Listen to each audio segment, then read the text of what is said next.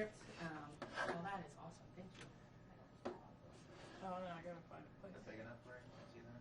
I think I can see that one. I have a tendency to go over in time. Okay. Because what I'm also going to do is if you say something that that's really cool, I want more information on that, I may ask you a non-scripted question just to pull out more information and more knowledge. Okay. But no reason to be nervous. Michael's the only one that bites, and he can't because he's behind the camera. Okay.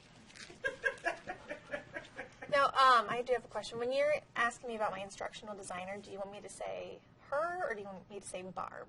Whatever you're comfortable with. Actually, we should leave it. Yeah, and then I'll keep it more generic so we can use it in different spots. Okay. So I appreciate that you asked that.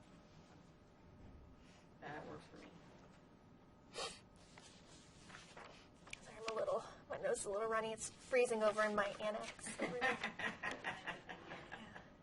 It is. All right. So first I'm going to ask you to spell your name for us. Carrie Chambers, CarrieChambers. And what's your title? I'm the Director of Student Activities and Orientation for the Middletown campus. Is that how you would like your title displayed Yeah. in the video? Yeah. I give people the option because I'm personally going to go with Queen. Okay. All right. How did your instructional designer assist you in putting together the plan for course development from plan to design reality? She helped me figure out what it was going to look like, what my modules would look like, and then really let me take it from there and was always available for questions. Being new, I felt like I was doing everything wrong. And so she was there. I could send her things to check, and she would confirm that, yeah, I was on the right track, that I was doing the right thing. What advice would you give new faculty on how to best partner with their instructional designer? I would say to try to find the answers yourself first, but I think you can learn a lot more from that, and then confirm with your instructional designer, and then to also meet the deadlines. They're working with you, not for you, and so they can make your life easier if you make their life easier, and it's a lot less stressful if you're getting things done on time. Can you tell me a little bit about what the process was that you and your instructional designer went through? It was a long time ago. We only met face-to-face a couple of times, and then mostly it was over email and video chat, Google Hangouts, or GChat, just typing to each other. And a lot of times it was on a Saturday or a Sunday. So she would find something in my course that needed fixed, or I would have a problem and email her, and I'd be surprised that she would get back to me and ask if I wanted to talk. And so we just went, she set up the shell for me, and we went module by module, and she would check things for me, make sure they worked until it was all done.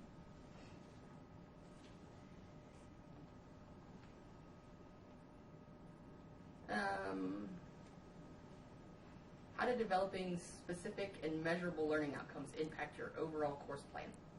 So going from a face-to-face course to an online course, it seemed like a huge endeavor, and it is a huge endeavor.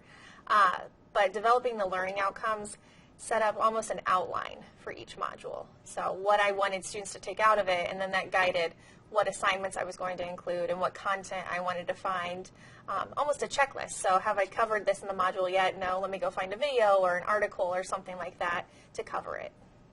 When you were looking for your content, what were the types of things you were thinking about? I was able to use some stuff from my face-to-face class. So with my face-to-face class, I utilized a lot of YouTube videos and things like that. And then with the online class, I was able to use things like self-assessments, personality assessments, things that I wouldn't have had time for in class. So using things like that to kind of check off those different learning outcomes. And how did that change the interactions in your course? How did that impact your course, being able to use those types of assessments that you couldn't do in a face-to-face? They made the content more personal to the student. So it wasn't just this is a concept, it was this is a concept and this is how I personally relate to the concept. And I think for most students it helped them get a lot more out of the class. Perfect. Along that line, can you talk a little bit more about how you connect your course content to students' personal lives? What are some other examples you use? How do you think about that as you're putting your course together? So when I was putting the course together, reinforcing and reflecting were two words that came to mind. And so I thought, I need to reinforce that content. How am I going to do that? With my quizzes, with the tests, and then I've got a midterm and a final reinforcement assignment where they really are condensing all of that information together. But then I also want them to reflect on it and think about how it applies to their own lives. And so there's a reflection assignment in every module for every chapter, and there are two options within that reflection assignment. So whatever their learning style is, whatever their comfort level, they can choose to interview somebody.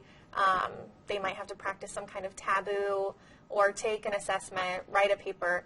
There are options with each one that help them apply one or more of the concepts to their own life. Let's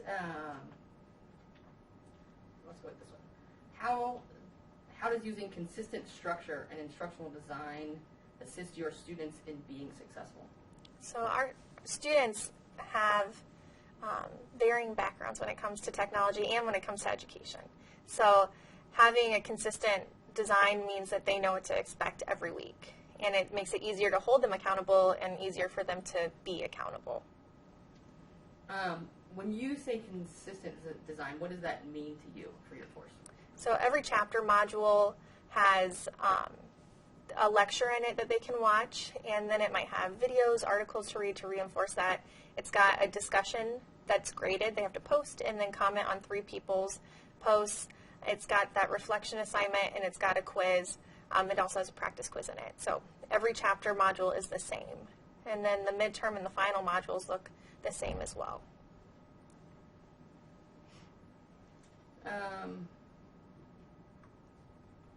Going back to the reflection, how do you use reflection activities and student choice in your courses? Well, with the reflection activities, they each have 2 different options. So every module, it's a different topic and different options for them. And so they're able to choose which one they want to do, which one they're more interested in, or which one they're more comfortable with, or I'm sure sometimes which one seems easier or faster for them to get done. And why do you give them those choices? I was a student before.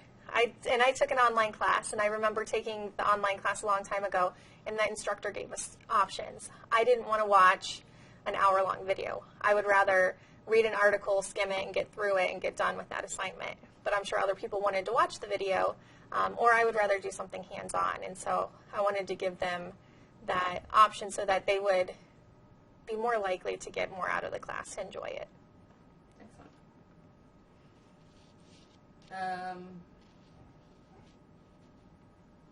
How do you personalize your course? How do you put you in your course?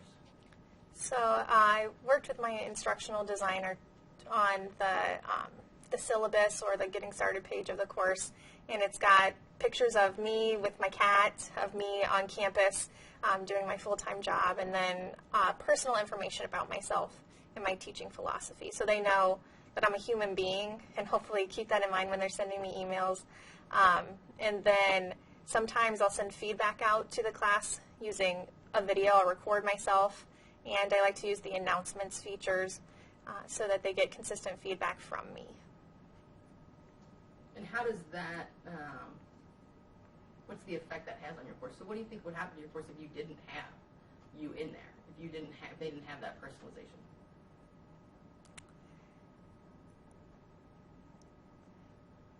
I would hope that it motivates them to want to do well, so that I see them as a competent student. I think that for most students, it also motivates them to be respectful in their interactions with me. Not all students, but most of them. And it keeps them in the mindset of the class all the time. So even if they don't have something to do that day, it keeps them thinking about the course when they're getting those announcements with feedback about the last module. Good. What creative strategies did you and your instructional designer select in your course design?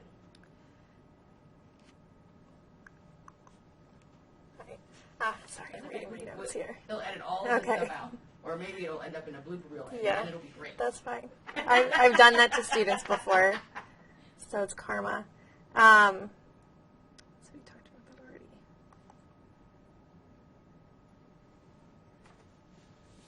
I'll talk about my group project. Yeah. Right. So I've got a group project in the course. I did this in my face-to-face course, and I really wanted to keep it in the online course. And so my instructional designer worked with me to try to figure out how I could do that. And so I assigned students to a group, and they answer a question about interpersonal relationships. And I found that this actually works better online because I have them the first week of class post to a discussion board saying, what is it they want to answer during the semester about relationships? And then from that, I'm able to group them by their interest so that they're working with other people that are interested in that topic. This group project has evolved over the semesters. Every semester it changes. So it used to include a group conferencing video component. Now that's optional. They just have to submit some kind of visual representation of their project. And they always submit a paper. That's just the icemaker. Yeah. It's okay. Do you want me to say that again? Yeah, that. That's it again, Michael. Yeah, that's it. Okay. Sorry. I thought you made the face because I said that they don't make them do the video anymore. No, I was upset because the live stream interrupted. Okay. So what were we talking about? Group project? Your group project. All right. How do you set it up? How does it impact your course? Okay. So I have students do a group project, and I did this in the face-to-face course, and I really wanted to bring it over to the online course. And my instructional designer worked with me to figure out how I could do that. And I think that it's worked out better in the online course because during the first week of class, I have them post to a discussion board about what's a question they want to answer about relationships during the semester. And then from there, I can group them based on their actual interests, so they're working with other students that want to answer the same question. And this assignment has changed over the semesters to better fit students' needs. So it used to require video conferencing, and they would submit a video with their paper, but now that's an option that they can do. They submit some kind of visual representation. It could be a video, it could be a poster, an infographic, and they also submit a paper. They always post these to the forum so that other groups can look at them and comment on them. Since you do group projects, I'm assuming you enjoy the group project in your course. Yeah. What advice would you give to other faculty who are thinking about using group projects or who are afraid to use group projects? Well, I teach an interpersonal communication course. So part of the group project is answering a question using scholarly articles. The other part is using their interpersonal skills to be successful in their group. And life is a group project, so these are important skills for them. And being able to collaborate online is a skill that they're going to have to use in the workforce as they move forward. And so what I do is in the welcome email, I let students know there is a group project. It's a requirement in the course, and it's worth a good chunk of their grade. Some kinks that I have been working out are unresponsive group members. What do I do with those people? Students that haven't been doing well in the course, that aren't responding to their group members, are being detrimental to their group. So how do I handle all of those things? And that's stuff I've been working out over the semesters. But overall, students enjoy the project, and they're great papers to read, the best part of the semester. I want that quote. Yeah. Life is a group project. That was the soundbite of Yeah. the day. All right.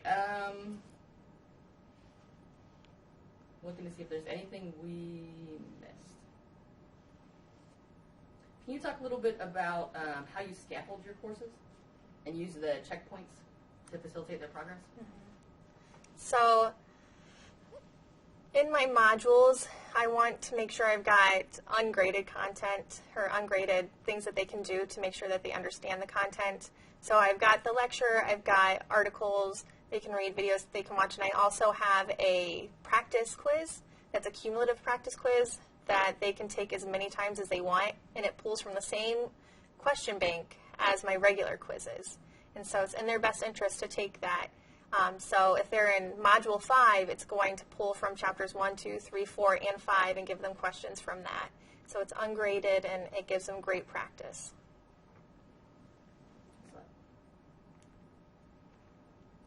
how do you use that specifically with your group projects? How do you use scaffolding with your group project? Do you just say, all right, you have a group project, it's going to be due in 6 No, weeks? I Or do don't. you give them checkpoints? I do give them checkpoints. So for the group project, the first week that they're in the group project, they've got a group task sheet that they have to complete. So they have to elect a group leader, and then there's a list of tasks that they have to assign to the group members and put due dates on those. So they come up with those due dates themselves. And they also have to they have to have 6 resources, so they have to list their resources at that time too, so that they have all the groundwork done within that first week. The group project has evolved, so it used to be within 14 days they did the whole thing.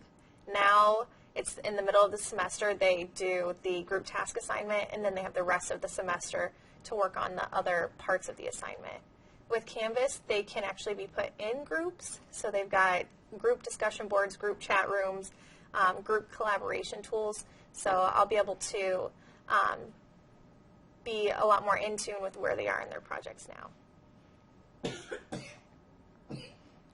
Sorry for the funny It's face, okay. I'm trying not to cough. All right, I've got 5 minutes, so you're talking to a faculty member who is developing a course for the first time. They've never developed an online course before. What would you tell them? What advice would you give them for walking in the door?